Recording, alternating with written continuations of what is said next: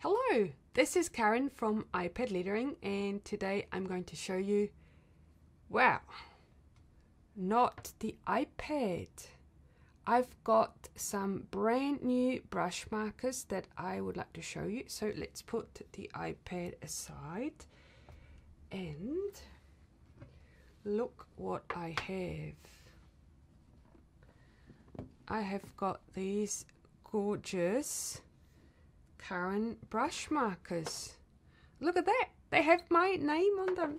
I'm so excited to do this review with you. So to start with, let's just have a look what's in the box. So there's two boxes. This one here has got the solid brush markers. They're called Brushmarker Pro, and the box is, just to start with, the box is actually really nice. It's got a little magnet, so all your pens fit nicely in this box. It comes with a little booklet that explains how to use them, and in particular with these ones, it's recommended that you store them upright like this. So it's just perfect that they come in this beautiful box with all these different colors.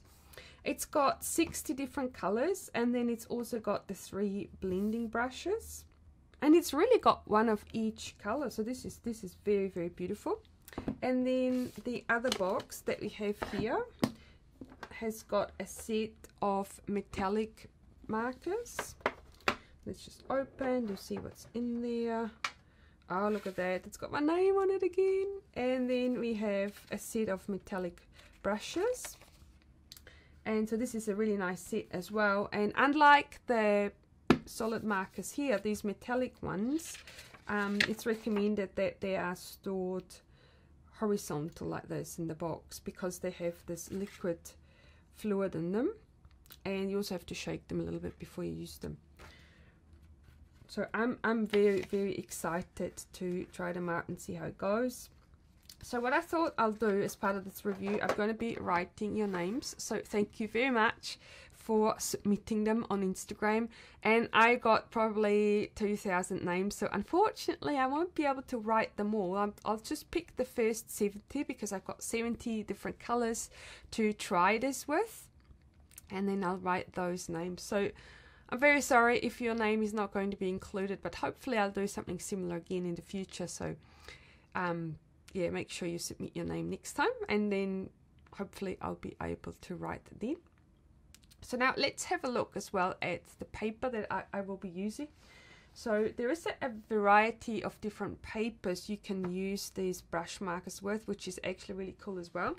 So I will be using the Strathmore Mixed Media paper, which is the 300 series beta, and also, which is actually really cool, you can use these with the Canson watercolor paper or any watercolor paper that you might have. And then I've also got this Canson drawing paper, which works really well too. And last but not least, of course, there's a rodeo pad you can use these brush markers with. But having said that, when I've tried them out, I didn't find that they blend nicely on this type of paper, so I won't be using this to write your names, because the texture you get with the watercolor paper is actually much nicer. And the beauty of these pens is that they don't fray when you use them on watercolor paper. And then what I might do, even try them on a little piece of canvas. I've just got just a little piece of canvas here. I might try them on this as well, just so that I can show you what this looks like. Alright, so now let's get started. Now, one of the reasons why I sometimes use real pens as opposed to using the iPad all the time is because I actually use these pens to make Procreate brushes. So I use them because of the texture. I use them to figure out exactly how they behave on different papers, so that then I can emulate the same behavior on the iPad with the Procreate brushes. So I actually have quite a selection of different brushes. I have the Tombos, I have the Pentel Funosuke, I have a variety of gel pens. So there's a large selection that I actually have that help me make brushes.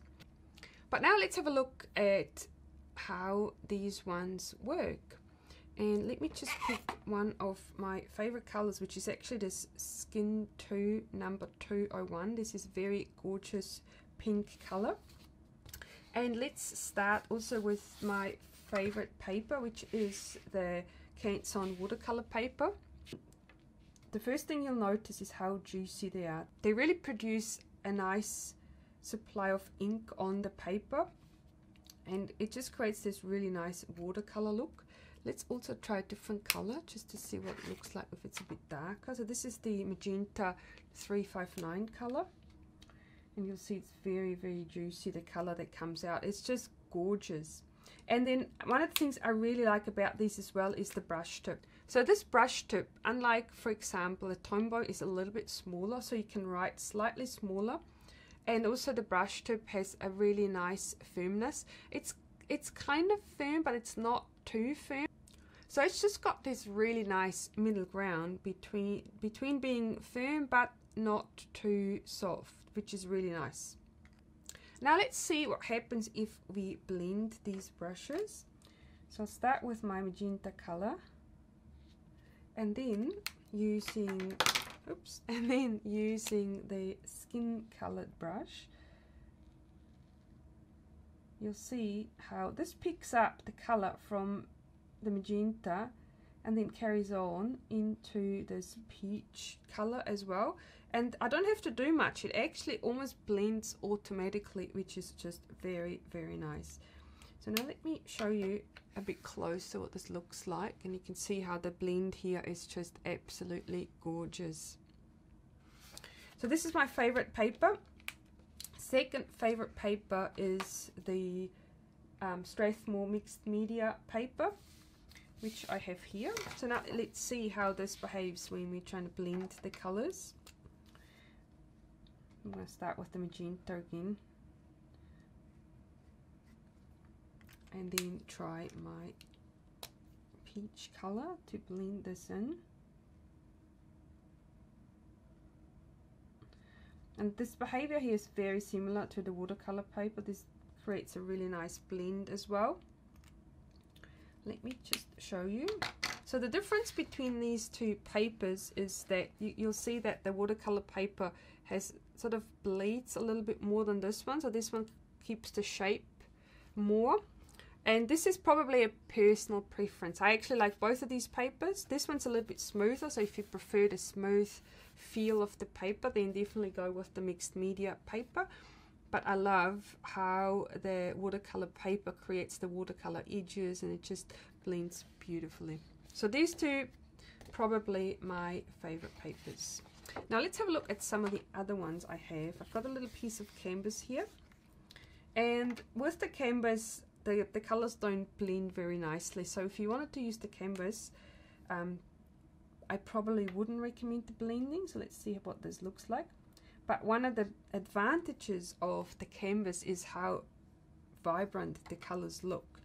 So these are a lot more vibrant than what they look like on paper. And you'll see here how the blend is not happening here.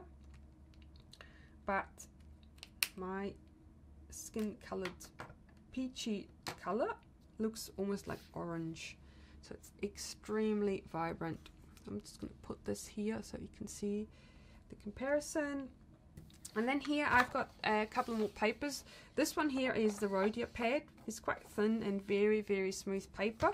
And this one here is just the HP smooth laser jet paper. So let's try the Rhodia first. And I'll start again with the dark one. And then see what the blend comes out like.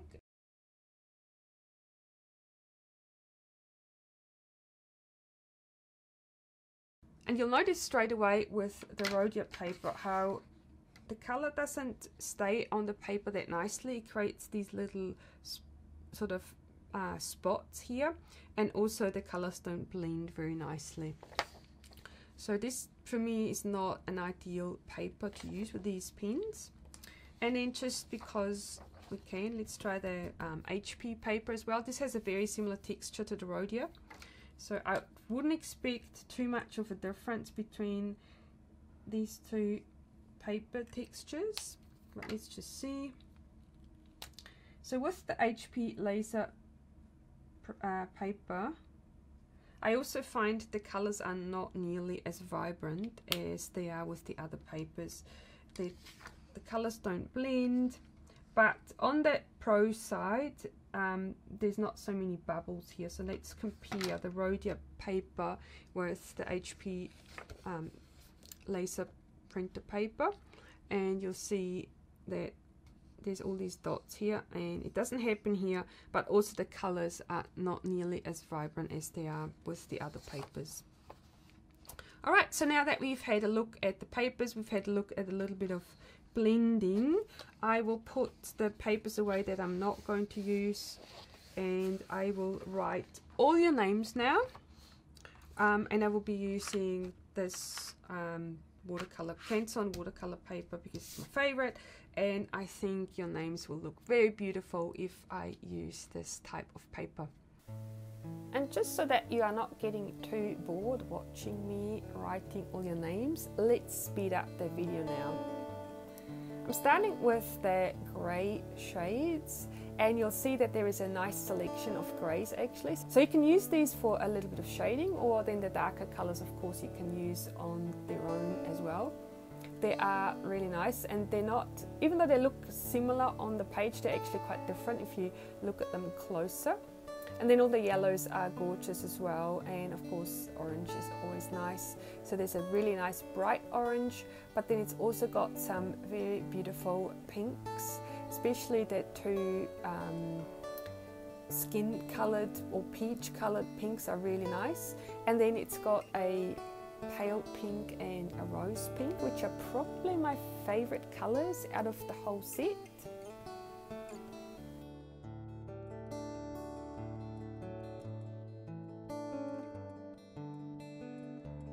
And then there's a wide variety of red and purple as well.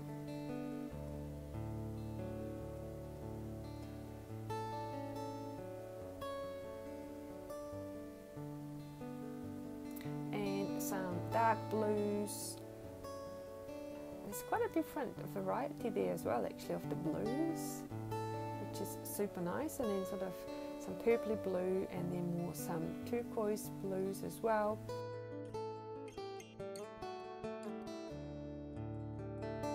And then going into that cyan colour range, and then over to turquoise and green. I love this colour, this is beautiful. And now let's finish up all the solid colours before we move on to our metallics.